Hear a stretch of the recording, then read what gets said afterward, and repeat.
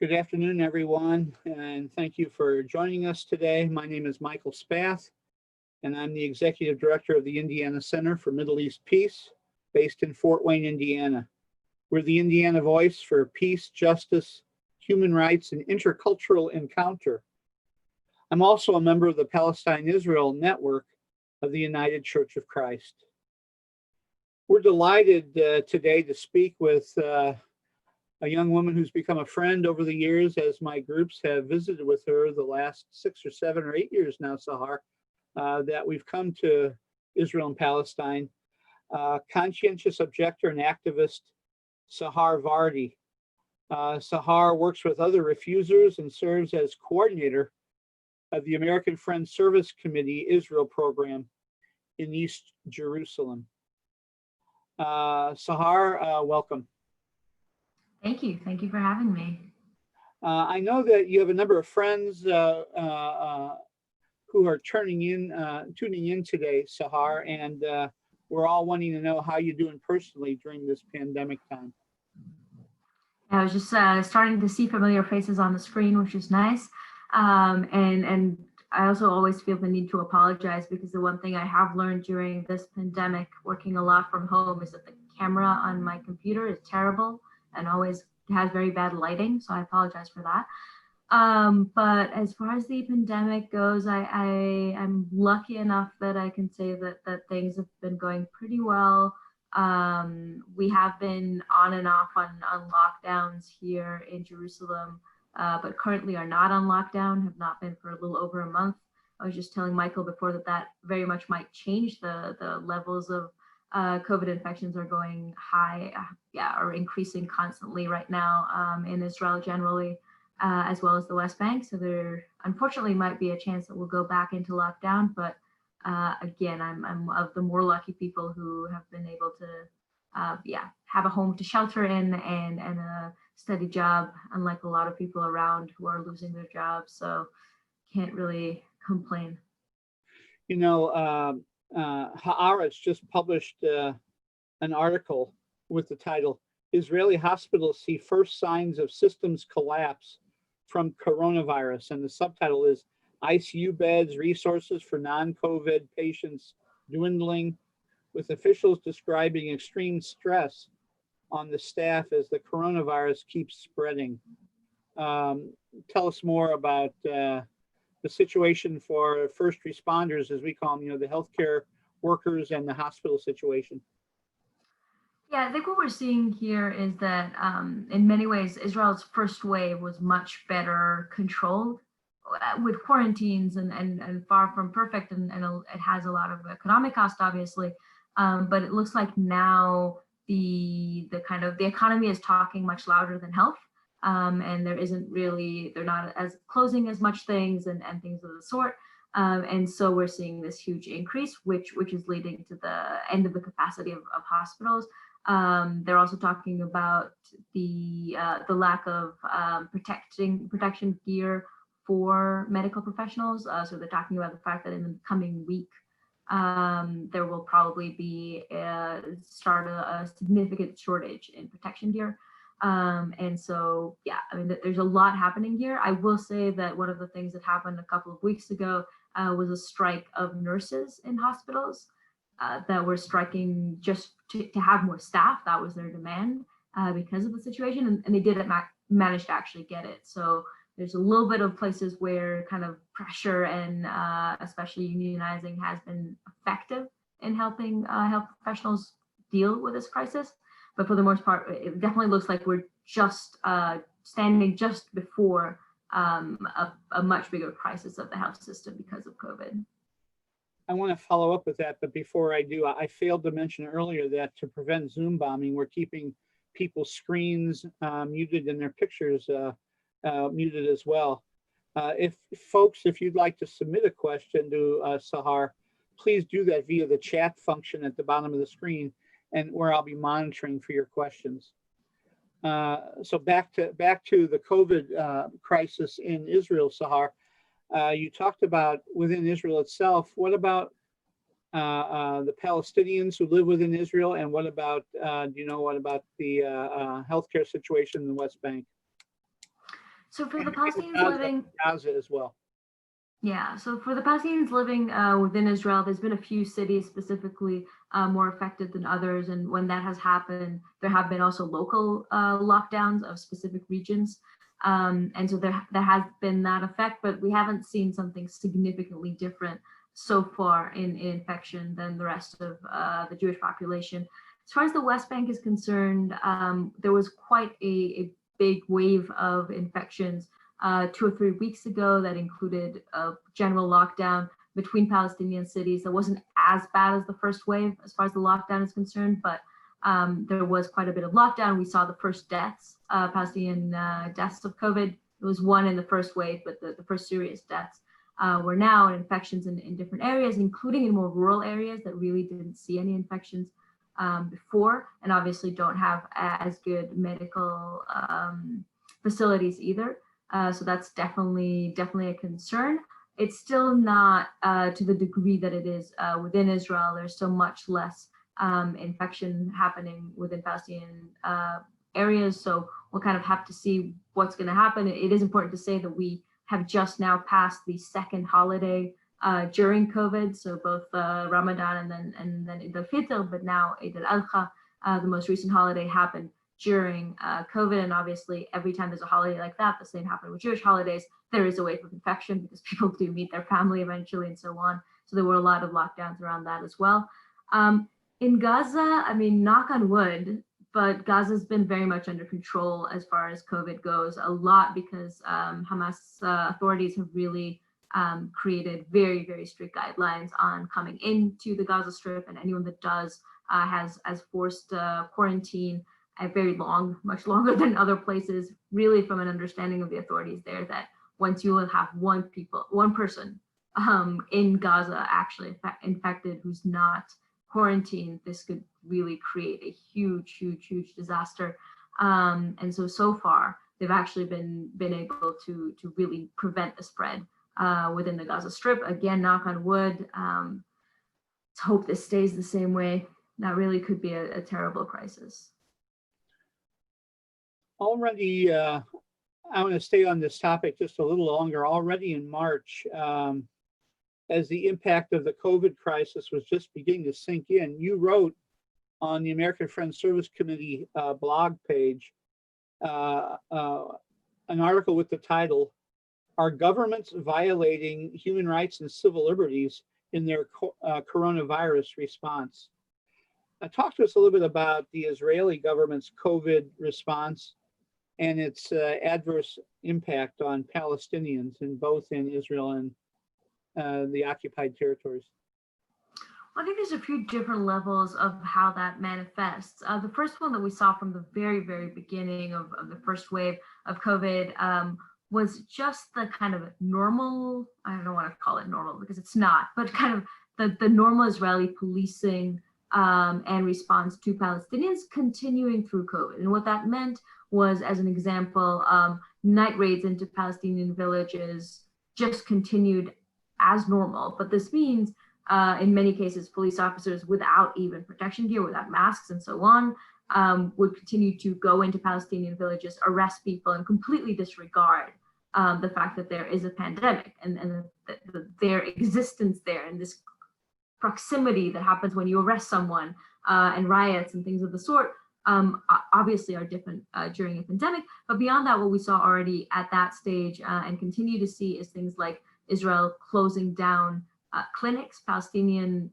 COVID clinics, because they have to do something with the Palestinian Authority and they're in Jerusalem, or all kinds of different excuses, arresting people who were sanitizing, like using different sterilization equipment, things of the sort. So really, and we just saw last month the closing down by Israel of a COVID clinic in Hebron, while in Hebron there was the biggest outbreak within Palestinian cities. So this is kind of, occupation as usual, only around what's happening now as a reality, which obviously has a huge effect on people's lives. The other part of that we have seen, and this is kind of more broadly, is things like surveillance, so contact tracking. The Israeli security services are now doing surveillance of phones of all Israeli citizens. And this is interesting because in many ways, this actually affects Palestinians much less because their phones have already been surveilled, right? This is not news. It's actually just...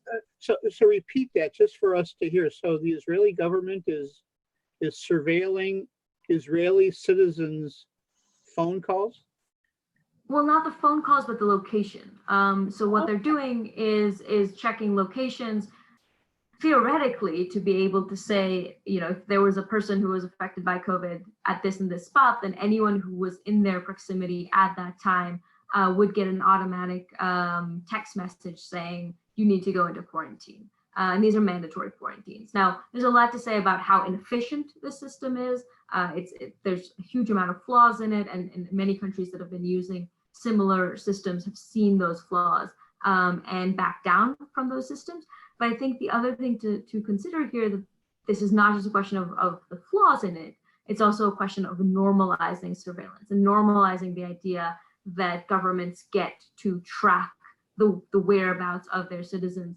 And there's a lot of fear, and has been here around, for instance, the ability now with the fact that there are mass protests against the government, predominantly Israeli Jewish protests against the government happening at the moment. And really all it takes is for the government to decide to send an automatic text to everyone who is in that location of a protest of 10,000 people and put them in quarantine for 2 weeks, right? Like, this has not yet happened, but it's very clear that this could be a tool that is used to suppress protests. We have seen fines used to suppress protests. So fines against people for not wearing masks in a protest, even if they are wearing a mask, or for not standing far away enough according to social distancing, even when they are.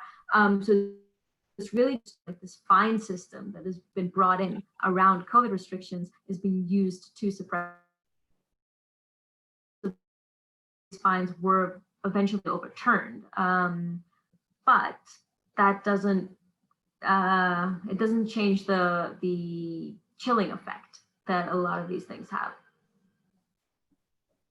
You mentioned to me that earlier that you've been arrested 3 times in the last month and a half. And I know from your Facebook page that you've been participating in a number of demonstrations in recent weeks. One, you wanted the release of the video footage outside Lions Gate with where Iyad al-Halik was murdered by Israeli military on his way to a special needs school. We're also outraged. Well, tell us about the protests that you've been participating in. I think also about Silwan. Is that correct? A family in Silwan, you were participating in a protest there. Talk to us about what you've been up to the last few weeks and why you're always in trouble. Why you're always in trouble. I'm not in trouble. I'm just, trying to communicate what's happening around us. But the recent death of a civil rights icon here, John Lewis in the United States, he talked about being in good trouble. And so that's how I was referring to you. Go ahead, please. There's the organization in the U.S., Beautiful Trouble, that talks about different kind of civil resistance tools. So I guess that comes from the same place. So I mean, the last few weeks have been pretty intense as far as activism goes. I think that in many ways, the lockdowns themselves obviously made it impossible in many ways to mobilize. But the moment the lockdowns ended, many more people were coming out of the streets. And then really there was this shooting of Iyad al-Khalak, a young Palestinian man with special needs, who was shot and killed in the old city in Jerusalem.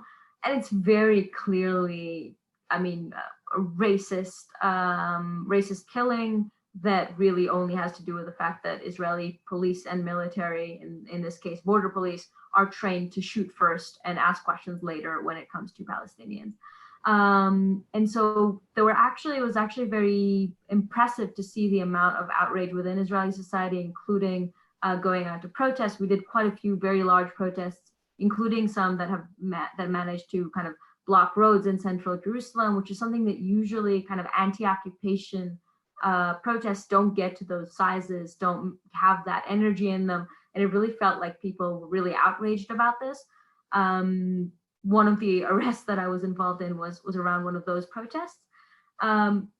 The other thing that's been happening, we've been very much campaigning around during this time, is a Palestinian family in the neighborhood of Silwan in East Jerusalem, which is under threat of eviction, technically by the Jewish National Fund, the JNF, that for a very long legal reason that I won't go into, but mainly has to do with the absentee property law.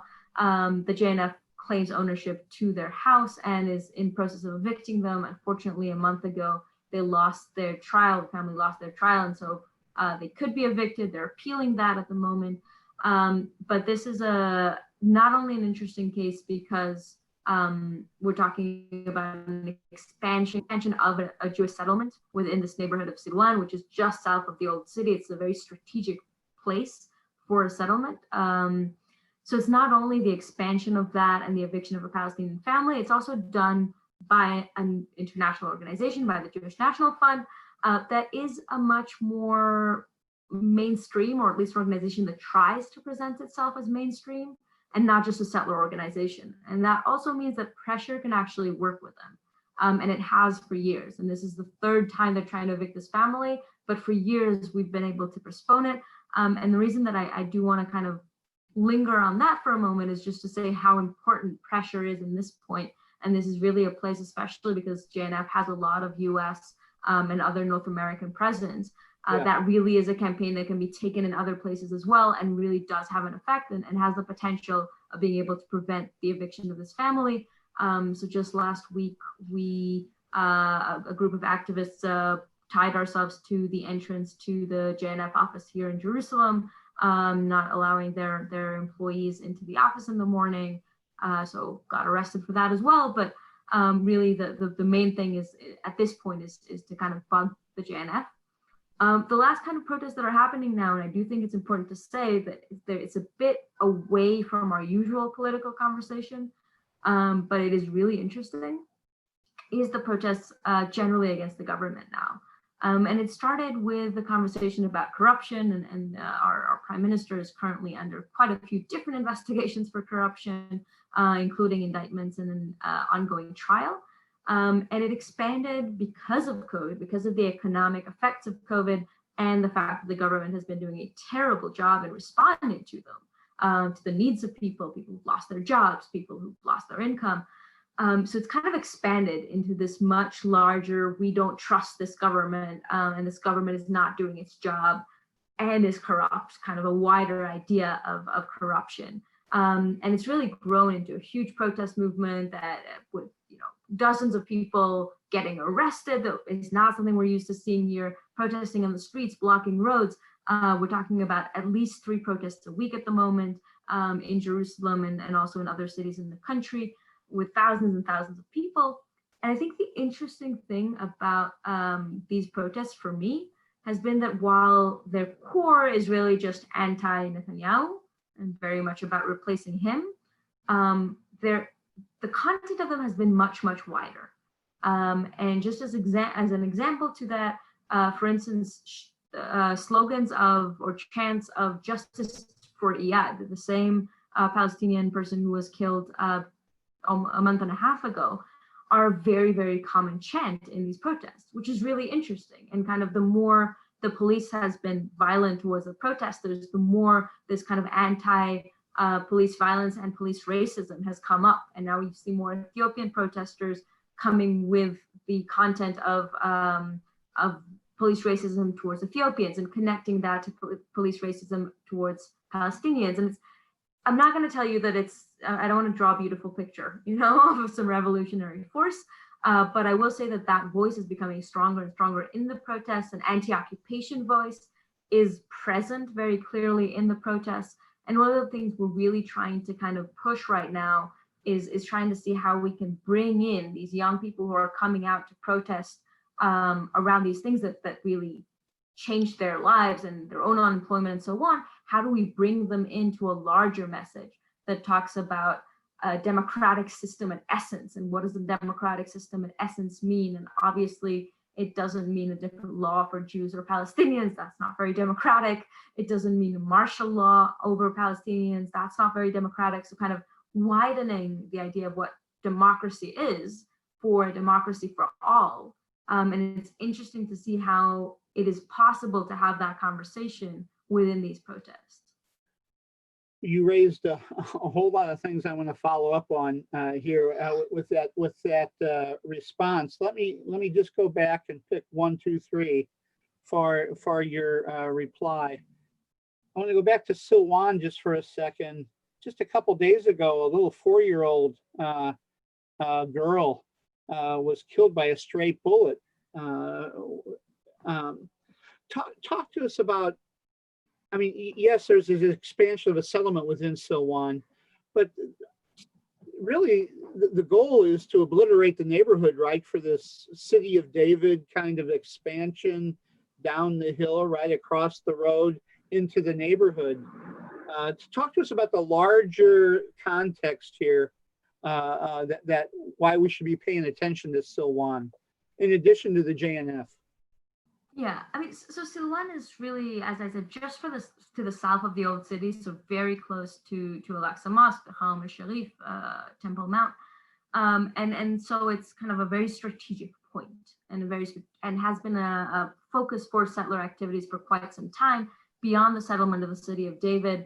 That is also going underground. So 70% of the underground of Silwan is already controlled by the settler organization. But there's also a lot of other houses throughout the neighborhood that are already in control of by settlers. And really a lot of the kind of strategy around that is that there's a settler strategy of taking over what's called the Holy Basin, the ring around the old city of Jerusalem, and trying to create as many settlements as possible in that ring. And Silwan is a huge part of that. And the reason for that is mainly that if you secure a ring of settlements around the old city, in many ways, you're preventing any future of a two-state solution or any kind of Palestinian capital in Jerusalem. Because obviously a Palestinian capital in Jerusalem would need access to the old city in Jerusalem, to Haram al-Sharif, to Al-Aqsa Mosque. And if you close that area with settlements, it's kind of a checkmate, right? And so that's a lot of the focus of the settler movement. I think it is important to say that right now in Silwan, I mean, there was a house demolition in Silwan today. There was a house demolition in Silwan yesterday. So that's also something that's happening. And again, at a time of COVID, right? You tell people shelter at home and then you literally demolish their home. Yeah. And so I think it's kind of important to put that context in, but this is part of an ongoing policy really of trying to make the lives of people in Silwan as bitter as possible. I will say this is true for a lot of neighborhoods in East Jerusalem. Silwan is kind of, it's even more increased, that pressure, but again, it's true for a lot of different neighborhoods, unfortunately, in East Jerusalem.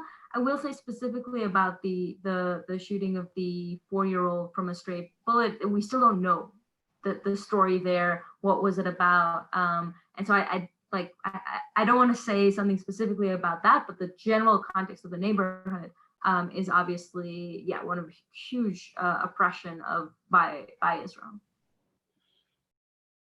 You also referred to the anti-Netanyahu protests, but we also know that the alternatives aren't much better with regard to civil rights and human rights. The goal of the protests is to oust Netanyahu and then take it from there and keep pressure on whoever comes next. Or talk to us a little bit about the inside ethos of the protests and demonstrations. Well, I think one of the interesting things about these protests is that there isn't an answer to that question. Most of the people who come to the protests know that right now in Israel's current political reality, there isn't an alternative. But the idea is if we say enough not to this, then an alternative will grow, right? Someone will come along that will present that. And I think that is, it's kind of an interesting form of activism that comes from so much despair, kind of a place of huge amount of pain, of hurt of people, of complete distrust of the system, that's just saying, we will not accept this. And a huge amount of hope that if we say we do not accept this, something else will grow out of it. And I think that the interesting thing about this movement is really not just its public statement, which is get rid of Netanyahu. We hope someone else that's a little bit better will come along. But more than that, it's different groups. It is extremely decentralized, different groups coming with their own messages, creating their own decision-making structures. There's a huge amount of kind of democratic, like internal democratic decision-making within the different groups that are working and collaborating, and each one is bringing their own thing and their own creativity. And it's a really interesting space of saying, we might not, like, we're very on purpose, not saying this person is the alternative to Netanyahu. That's not what we're about. It's not just about Netanyahu. It's about the system that he represents. And so whoever comes to try to replace that from a political perspective or a party politics perspective will have to really address and present an alternative to that system, which I think is much deeper than saying, okay, this other politician should be in power instead. You also mentioned the mobilization of young people, and I've been on your Facebook page quite a bit the last few days, and it was tagged on July 15th. And here's what it said. Another demonstrator, Sahar Vardi, a Jerusalem young woman arrested during the rally, said, "It was possible to see that we are young people who are no longer ready to shut up and be nice." And I guess I want you to tell us about not only that, but about the mobilization of young people on the Israeli left, or just you're fed up. I mean, there's a sense of being fed up with the COVID crisis and the militarization, all the rest. Talk to us about the mobilization of the youth. Yeah, so it was an interesting moment, that July 14th, because in many ways, until then, most of these anti-corruption protests were led by kind of people in their 60s, who've been doing this for months and months, some even for years, have been protesting about this same thing. They created a tent city outside of the Prime Minister's house, but it was very clearly kind of almost a generational thing, and it was not young. And this was this one day in which a lot of young people finally arrived, and that also meant that the protest looked completely different. It was much less nice, right? It was blocking roads, blocking the light rail in Jerusalem. When the police came with water cannons and so on, the protest didn't disperse. It tried to continue through that, still non-violently, very, very clearly, but much more active, much less nice or polite. And I think that energy has really changed the protest. It's what made them what they are today, what really allowed them to grow. And if I kind of think about the why to it, I think there's a lot of speculations. I don't think we really know.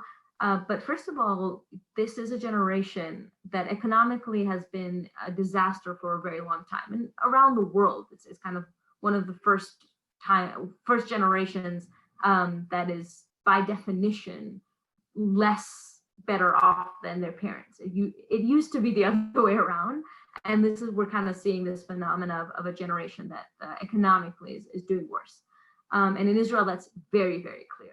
It's a generation that doesn't stand a chance to own a house ever, while again, our parents' generation could, and our grandparents even more could. And the other thing that happened with COVID is a huge amount of unemployment, especially with young people. It was very easy to fire them. And I dare say, it's also with COVID, people who otherwise at this time would be partying, enjoying themselves, going out, and now can't go out to anywhere, right?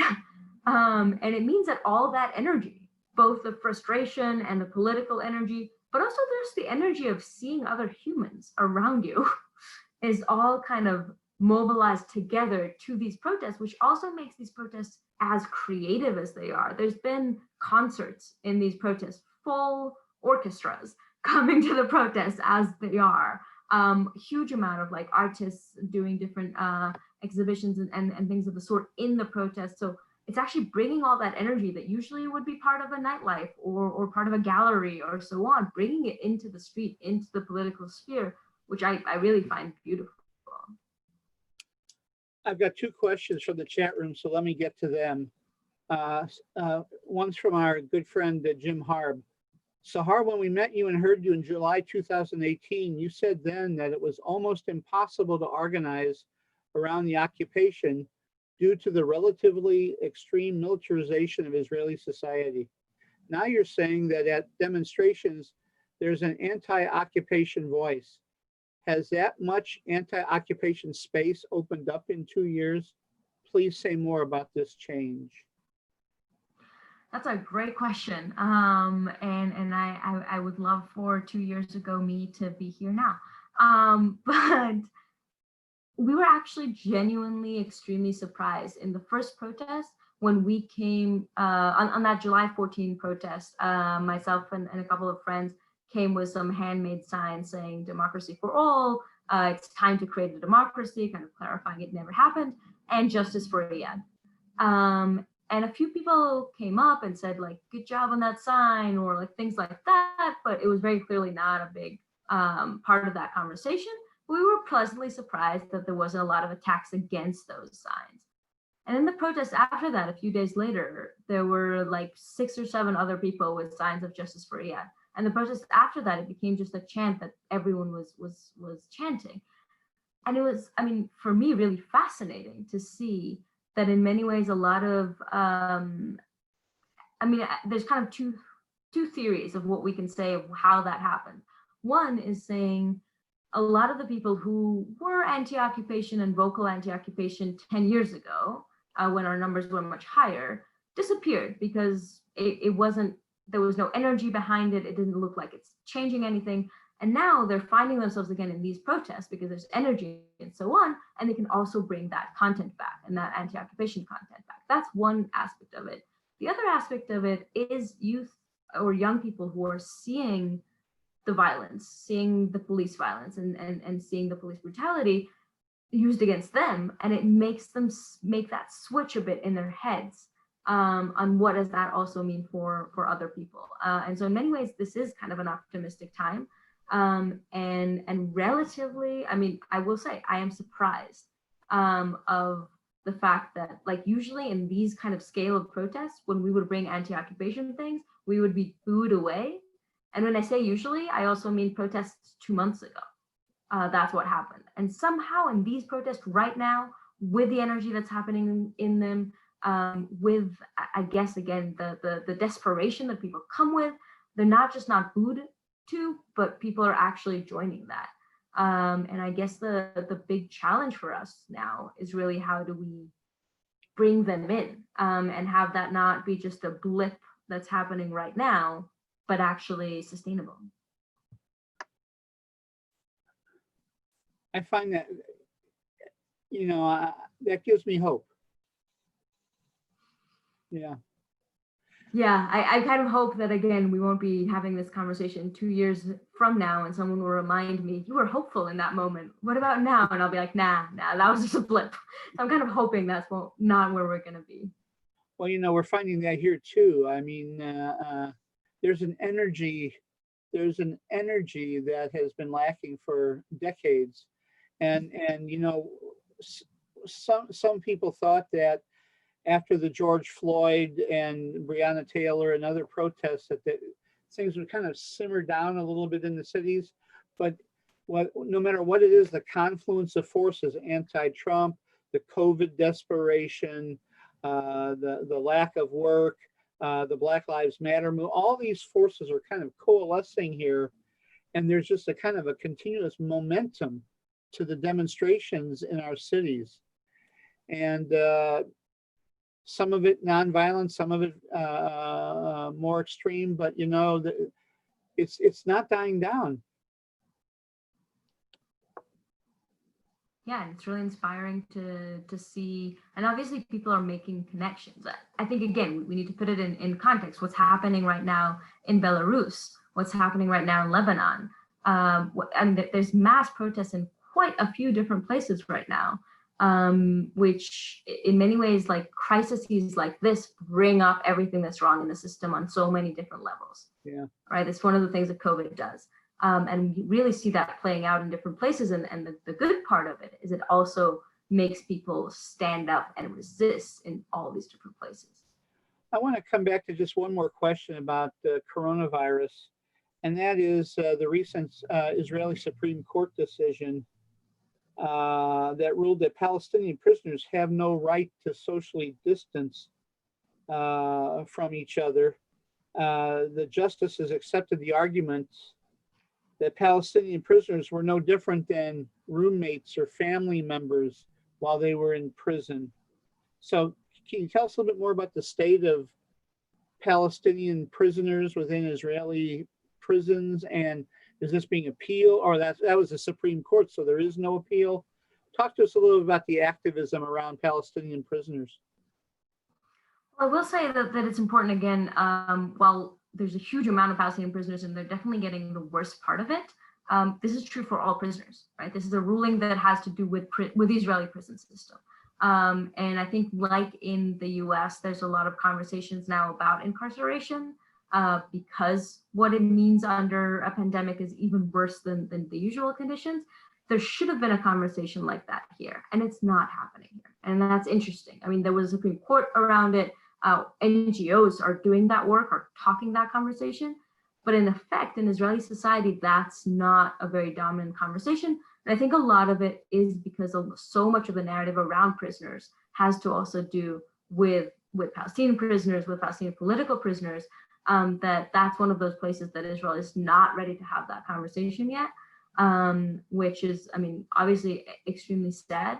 And in effect has a huge effect now in prisons. We have seen a few prisons where there has been waves of infections. It's also important to say that Palestinian prisoners have lost the right for visitation during this entire time. And in some cases, phone calls, which is really something that I don't even know how you explain that, right? Why have phone calls have to do with COVID? Obviously, COVID does not transfer through the phone. But that's also been happening, and unfortunately, that has not been much of a public discourse criticizing that at all. So again, there's here and there some people talking about it, some people trying to raise awareness to it, but in the grand scheme of things, that is not something that has been really taking the headlines, unfortunately. There's another question from the chat room. While admitting that there's no average Jewish immigrant, they come for different reasons, but here's the question. Does the average Jewish family moving to Israel and into a settlement have a full understanding of the implications and the damage being done to Palestinian families? Well, I mean, yeah, with all the qualifications of that, I would generally say not necessarily. So there are the people who move for clear ideological reasons, and probably have a much better understanding of the damage they're creating, which they obviously don't see as damage. But for the most part, most Israelis who move into settlements, but that's also very true for immigrant families or Jewish immigrant families who come to Israel as part of the Jewish law of return and do what we call aliyah, get citizenship for being Jewish and move sometimes into settlements. For the most part, have no idea what they're really doing there. If they have even an idea that what a settlement is and what the general political thing around settlements is, they still won't see it as something that's personally around their role.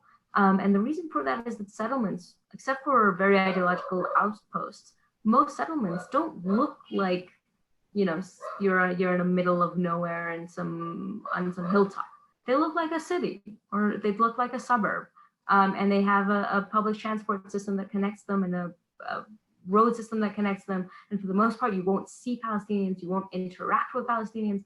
And the system is very much built in a way to make you feel this is just normal. This has just happened to be where you live.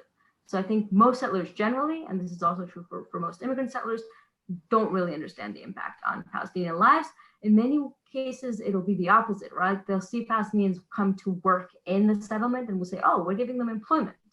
And again, I mean, I'm sure you can see a lot of comparisons to the U.S. and other places where you'll see, people saying around immigrants and so on, they should be grateful they're even getting jobs here, or kind of all these, that kind of rhetoric. You can also see it here in places where, I mean, the reason the Palestinians are working in those settlements are because previously their agricultural land is where the settlement is now, and they lost that land or things like that. That's not something that most people know when they move into these settlements. We here in the West are heartened periodically with news of various successes, big and small, of the BDS movement over the last number of years. Are you seeing the same kind of impact of BDS within Israel, and what are the next steps? What are the next steps? Is it further sanctions? But what are the next steps within the BDS movement? Well, I think as far as the impact goes, it is important to say that within Israeli discourse, boycotts are completely delegitimized. And there was an attempt to criminalize it. It's not criminal at the moment, but it is something that opens you up for civil suits. And so the whole discourse around it is boycott or calling for a boycott equals treason, more or less. I mean, it's a very problematic discourse, which also means every time there is a successful boycott campaign, the way it is presented in Israeli society is this anti-Semitic attack and so on. And there's very little nuanced conversation about it. So talking about the boycott movement here within Israel is not a very relevant discourse, unfortunately. As far as kind of the next steps of BDS, I'm definitely not the right person to ask. There is the Boycott National Committee, Palestinian organization, umbrella organization that does a lot of those campaigns, and in different places there are different campaigns.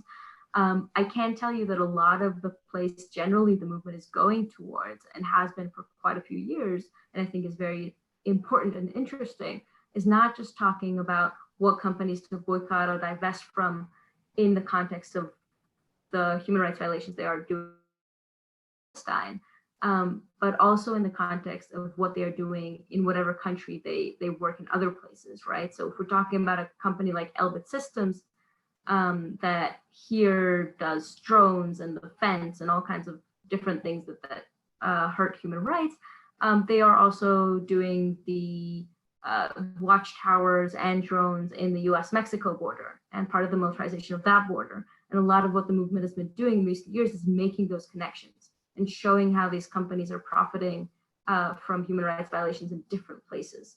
And I think that that's a really important direction, which again continues to talk about boycotts, divestments, but does that in a place that also really connects it to local struggles.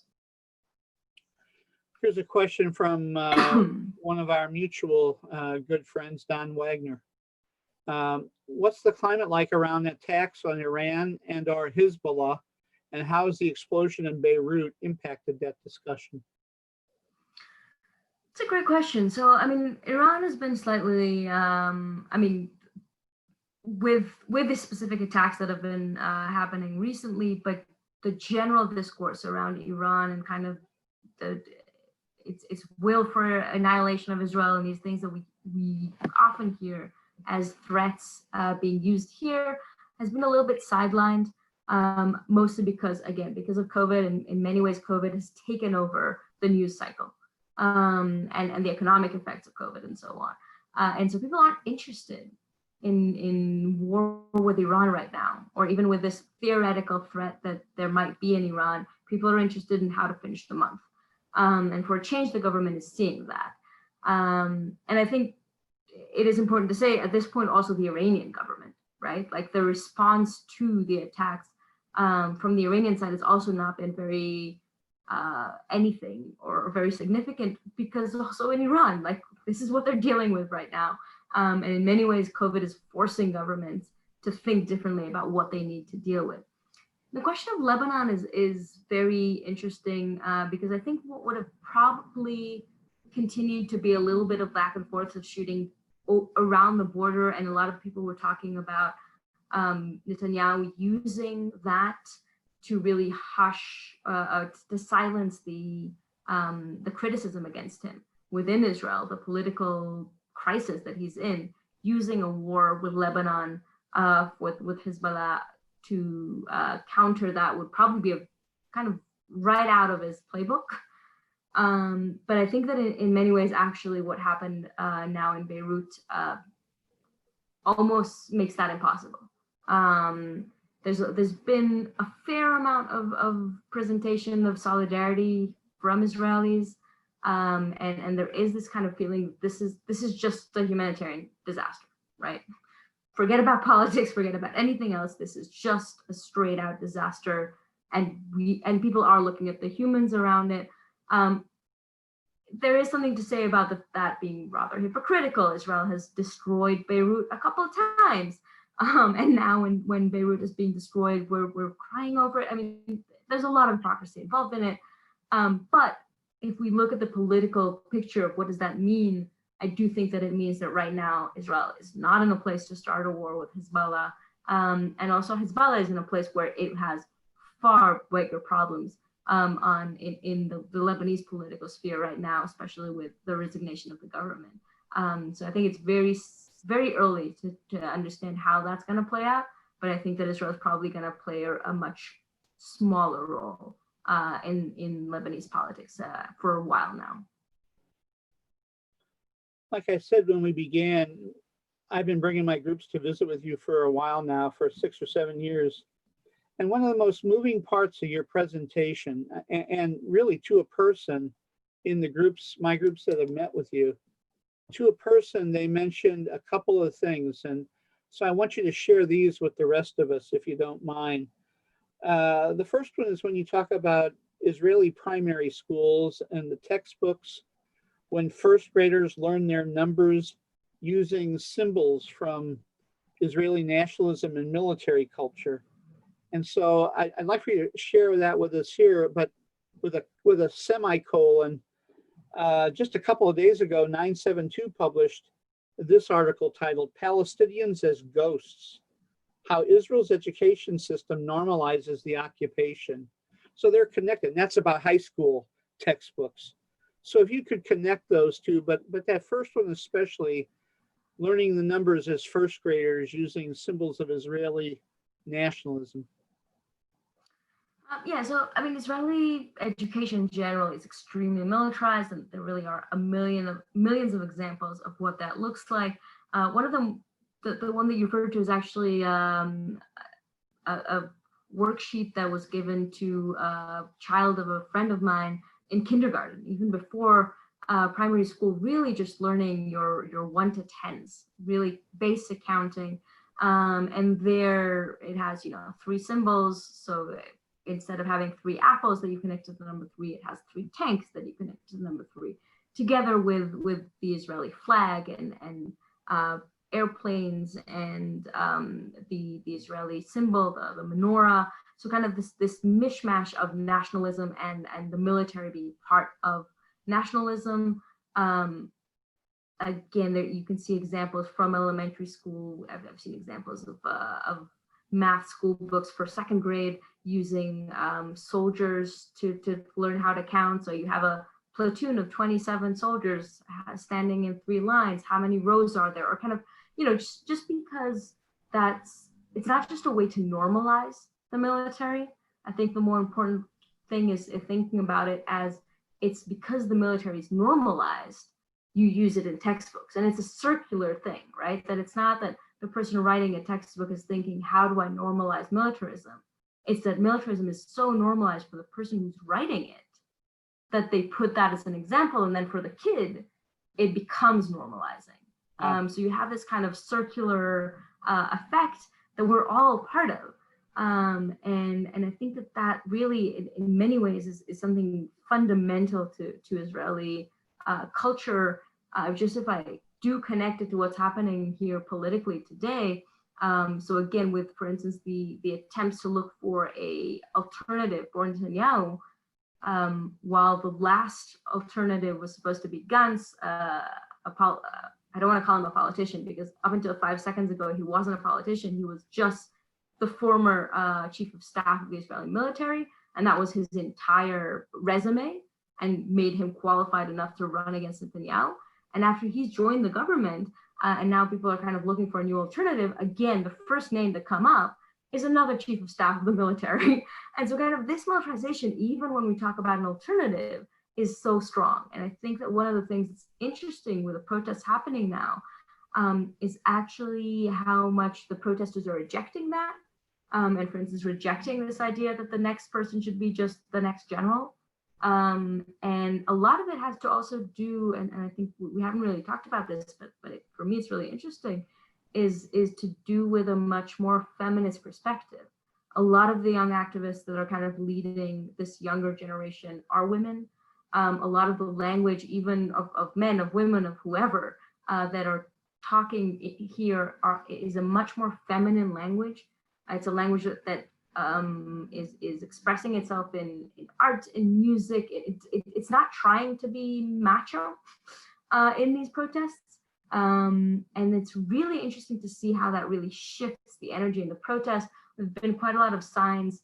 Hebrew is a gendered language. So if any word that you use, you have to choose if you're saying it in masculine form or in feminine form. And there's been quite a lot of signs saying we need a leader, but the leader in a feminine form, kind of really changing a bit of the discourse around that. And I think it's interesting because I do think that Israeli militarism is tied up to masculinity very strongly and has been constructed in that way. And in a way, this kind of women leadership of a protest movement also means that there's much more criticism of that militarism because women don't fit as well in a militarist framework. So that's kind of a side point, but I think it's an interesting thing that's happening now. No, and it raises to me maybe a sense of coalition building among liberation movements that, not this kind of go it alone, like you say, macho individualism, but coalition building among movements. We're finding that here very, very strongly.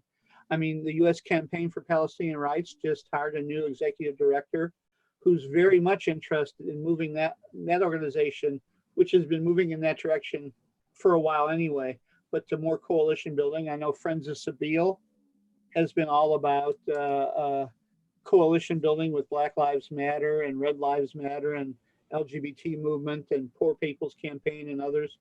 So maybe that's connected as well.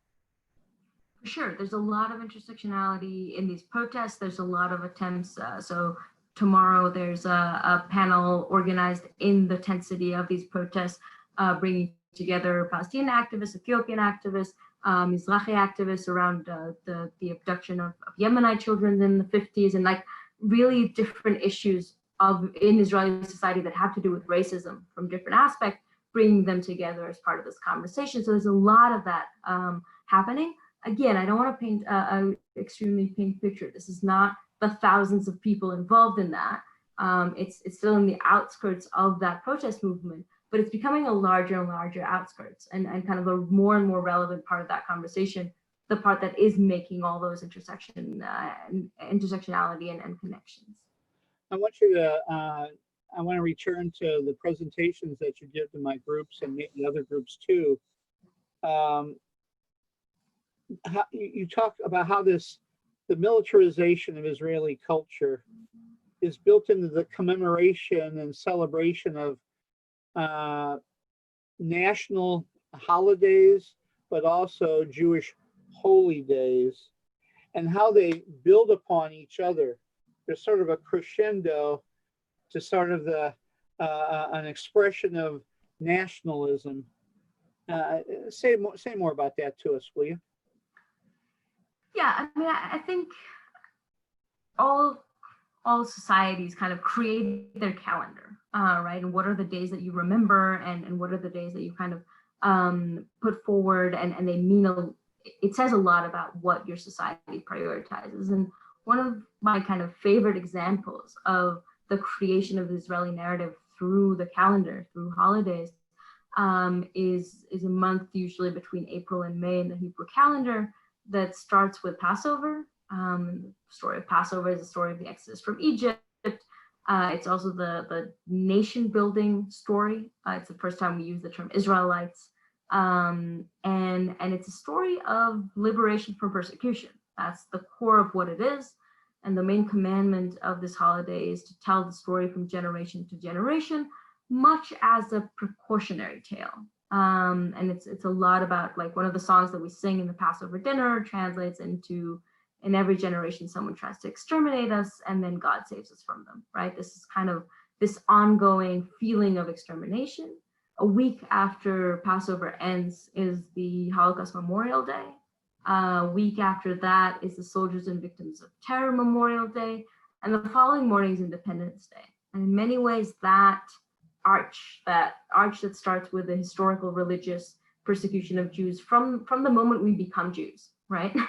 With the Exodus and onwards in every generation, and then leads into the Holocaust, obviously being the worst example of that, and then leads into it being ongoing. The Soldiers Memorial Day is also the Memorial Day for Victims of Terror. It's kind of an ongoing thing, and then eventually ends with Independence Day and kind of the solution at the end of it. So it creates a very, very clear narrative. And I think, again, just kind of bringing it home, so to speak, to what happened this year. This year was extremely different. Again, we're under COVID. It's a different world. But for instance, the Soldiers Memorial Day happened while still there were extreme restrictions. It was just a day or two after the overall, it was still during the lockdown, the overall lockdown. And there was kind of a exemption through silence that people who will go up to the cemeteries, the soldier cemeteries, will not be fined. Will not, like, that will be like it's so high up in our, it's so sacred, right? That kind of secular sacredism. It's so high up there that even when there's a global pandemic and you have a complete lockdown and close everything, that is one thing you don't touch. And I think that is interesting on kind of how central that is to Israeli discourse, to Israeli essence in many ways. I'm aware of the time. We have another question from the chat room. What's your prediction for the next round of Israeli elections, particularly regarding Netanyahu and Gantz? Will the protest movements have an impact? It's a great question. And we need to start by the question, when will be the next round of Israeli elections? Because right now it looks like there's a chance it's going to be in November, which will be quite a record even for us. We love our elections, but that's a lot of them. I mean, I think that the main problem that everybody is seeing is that it isn't clear what kind of alternative will be out there for Netanyahu, and there's quite a few names running around. It is pretty clear that Gantz is not going to be a relevant name. By joining Netanyahu's coalition, in many ways, he kind of clarified that he's not going to run again, or not, doesn't stand a chance again. And so people have already started kind of throwing out alternative names. Again, Gabi Ashkenazi, the former chief of staff, has been one of them, but also the current mayor of Tel Aviv, Ron Khudai, has been kind of a name thrown out. And there's a few other, all old white men. And again, I think a lot of the younger protesters are kind of saying, well, what's the alternative here, actually? These are people who are not very far anywhere in their political views, kind of very centrist, so to speak. So it'll be interesting to see really if that is the direction. But I think the really interesting question will be what will happen internally within the Likud. Because the Likud is seeing some of their own voters leaving, on the one hand, and kind of seeing the instability, the political instability that Netanyahu is bringing to the party itself. And at the same time, are also seeing that a lot of people are extremely loyal to Netanyahu as a person, and he's been doing quite a few loyalty tests to his own to his own party members in the last few weeks. And so what the party itself will do will be very interesting. How much opposition from within the party he will see, how many alternatives from within the party will try to run against him. I think those will be a lot of the things that will be really interesting to see how they shift within the political system. But honestly, it really depends on who's going to run against him and how popular they'll be able to be and how much they'll be able to cater to this new discourse that is growing in the protests.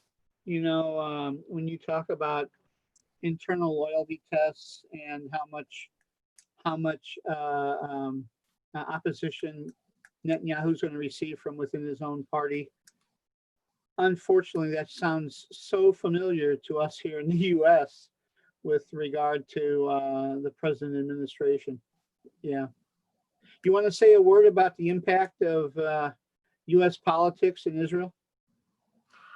Well, we thought we'd have a huge amount of impact right now with the annexation. I mean, it is important to say there was an annexation plan for July 1st, or can still happen between now, mainly in November. We're kind of in a window of opportunity between July 1st that already passed and the US elections, because it is very clear that if Biden wins, annexation cannot happen. Israel can't afford the risk to go head to head with a US administration. And that is a possibility. Biden just might win, or Trump just might lose. And if that does happen, Israel knows that they only have these few months, and now we're talking about 3 months, to go forward with annexation. That said, because of COVID, because of what's happening here internally, that actually might be impossible, which means that in many ways that the chances that it'll happen before the U.S. elections are are really decreasing by the minute. With the U.S. elections, if Trump does win, we'll have 4 years in which there's a very clear message to the Israeli government. You have 4 years to do whatever you want to. After these 4 years, you're probably going to have a Democratic administration and not be able to do whatever you want to, but you have 4 years now to do whatever you want to. And that is a huge, I mean, that will be disastrous. And we won't have COVID kind of protecting us, as it very strangely is right now from annexation. And so US politics has a huge effect on what's going to happen here. And Biden has positioned himself already very critically against Netanyahu, at least. And so it's definitely far from the anti-occupation statements we would want to see. But it is signaling very clearly to the administration that it's not where Trump is at. I want to wrap things up now with another question, one more question for you. I want to give you an opportunity to say a word about the work of the Quakers, the American Friends Service Committee in Jerusalem and beyond, and then your work as Israel Program Director at the office. So both of those. So American Friends Service Committee really works all around the world. And I have to say, in the last few months, we've also been doing a huge amount of COVID relief.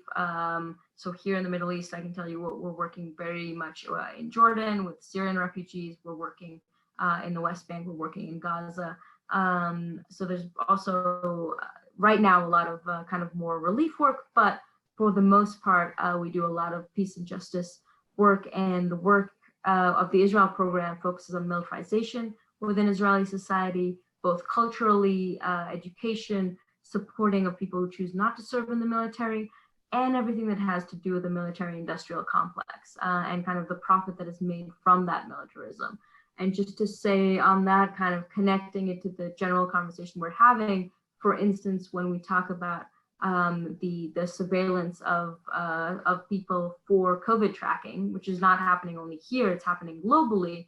There's a lot of companies, a lot of military companies that usually do spyware and surveillance and big data analysis for militaries that are now doing that here in Israel, Israeli companies who are doing it here, but who are also exporting that technology for the same kind of surveillance in other places. So, I mean, all of these things are extremely, extremely connected to each other. I'm going to let Sahar have the last word, folks. But before I do, I want to mention that our next interview is next Thursday, August the 20th, with Linda Sarsour, co-chair of the 2017 Women's March on Washington and she'll be discussing her recent book, which I haven't been able to put down. We're Not Here to Be Bystanders, a memoir of love and resistance. So that's next Thursday, 2 o'clock Eastern time, with Linda Sarsour. So please, folks, share the news of our interviews with our friends. Sahar, thanks for coming today. Do you have any parting words for us? I think the main thing, especially with kind of the follow up from Linda's also around not being bystanders. I think my main call, especially in this specific time, would really be, I mean, obviously as always to take action, but now I will very much highlight the story in Siwan, the story of the evictions of the Submarine family, because there's so much to do from a North American perspective on that. So please go ahead and Google the Submarine family, see the campaigns that are happening.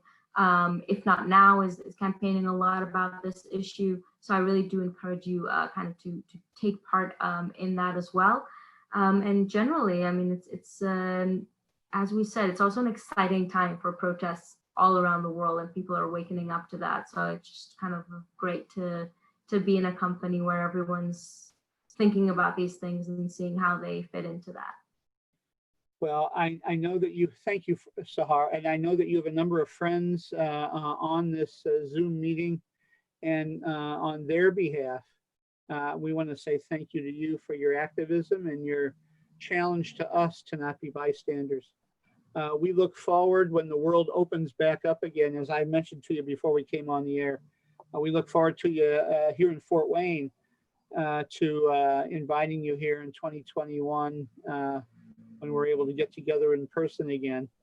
So we hope that we'll be able to work that out and perhaps work on a tour for you around the US. So Inshallah. yeah, inshallah. Sahar, thanks so much for joining us today. Friends, we hope that we'll see you all next Thursday, August the 20th at 2 o'clock when we have our conversation with Linda Sarsour. Thanks everyone for joining us today.